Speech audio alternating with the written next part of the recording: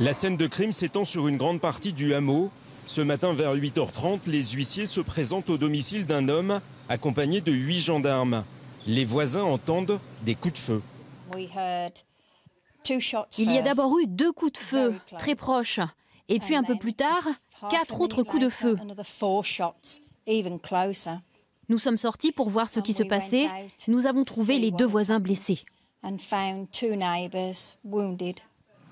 Celui qui était sous le coup d'une expulsion judiciaire a cadré ses tirs de chevrotine à 8 reprises sur les forces de l'ordre qui n'ont pas répliqué, pensant d'abord à protéger les habitants.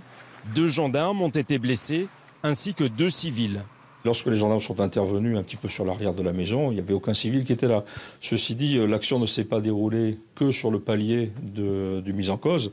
Il s'est déplacé et donc en se déplaçant, j'imagine qu'il s'est retrouvé face à d'autres personnes, d'autres voisins.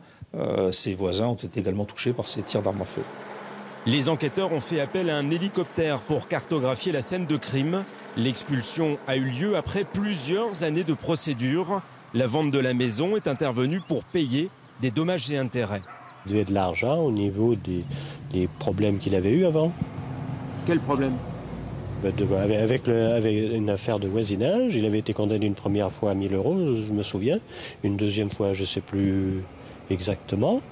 Et il y en avait pour 10 000 €. L'homme qui a ouvert le feu est poursuivi pour tentative de meurtre sur agent de la force publique.